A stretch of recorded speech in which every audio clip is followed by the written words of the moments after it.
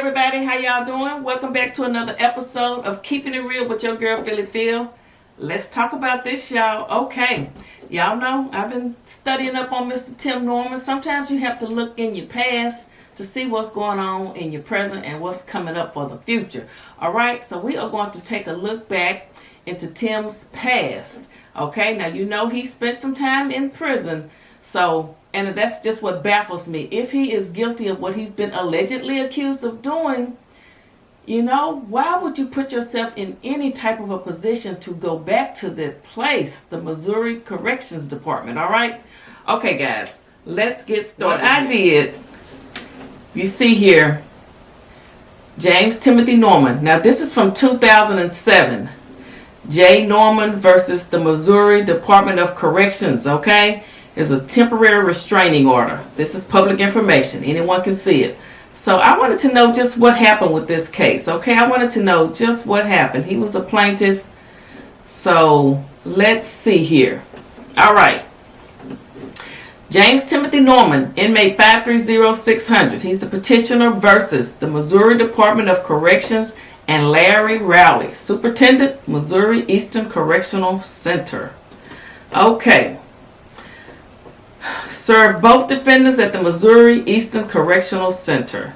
You know, Tim talked about how, you know, he had to fight each and every day trying to get out of that place. So, Tim, what? I just don't understand it. Let's see here. Petitioner's motion for temporary restraining order comes now the petitioner herein by and through attorneys and moves this court to enter a temporary restraining order as requested below. In support of this motion, petitioner states as follows. Based upon information received, it is the understanding of the undersigned that the petitioner herein was accused within the Missouri Eastern Correctional Center of a physical assault upon another inmate, an accusation that the petitioner denies. Petitioner has collected numerous affidavits from persons who witnessed the altercation that is the subject of the allegation. Okay, that's Tim. These affidavits attest to the fact that the petitioner was not involved. Okay, Tim saying he wasn't involved. Upon further information and belief, an internal investigation was conducted regarding the alleged assault. It is the understanding of the undersigned that Brenda Short, the disciplinary hearing officer assigned to the matter, found that Mr. Norman was not guilty of an assault, and the charge against Mr. Norman was amended to a minor violation for fighting.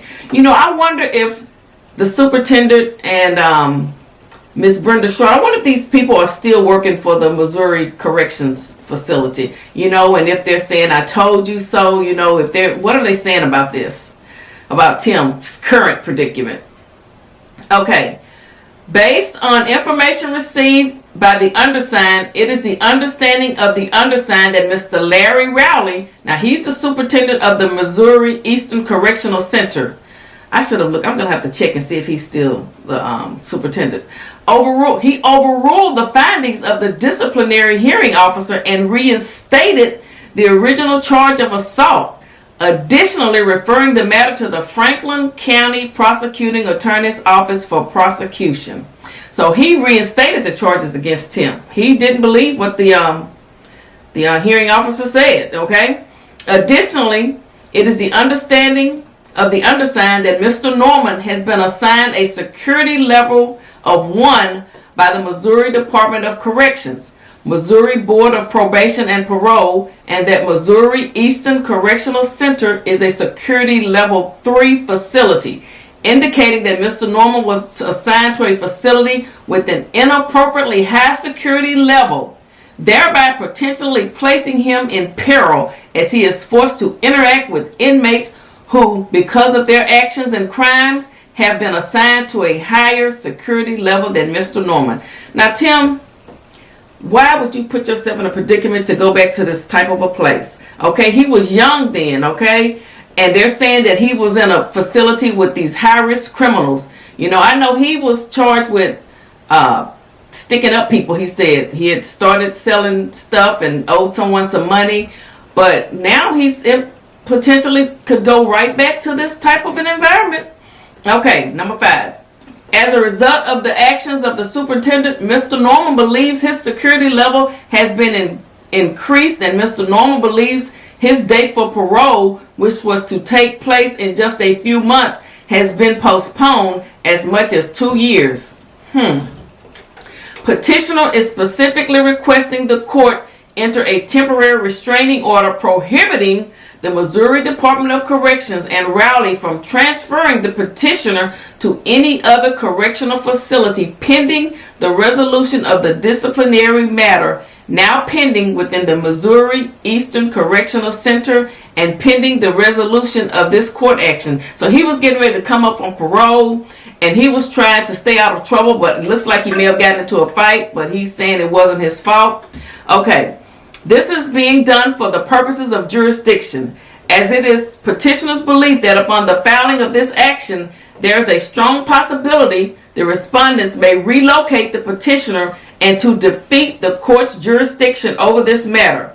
Petitioner further requests this court enter a temporary restraining order to prohibit the enforcement of sanctions and as ordered by Rowley, both individually and his capacity as superintendent of the Missouri Eastern Correctional Center, which order exceeded the authority of the superintendent under the circumstances attended herein. So it looks like this superintendent didn't really care too much for Tim. So I've got to find out if he's still the superintendent and what does he think if Tim has to come back. It says, wherefore the petitioner now moves the court to enter its order for a temporary restraining order and to set a hearing date as soon as possible to determine whether a permanent restraining order should be granted in this case and for any such further relief as the court deems appropriate under these circumstances. Signed by Henry Miller. Okay, and what happened? 19/07, the plaintiff dismissed actions without prejudice. Okay, against without prejudice against the plaintiff.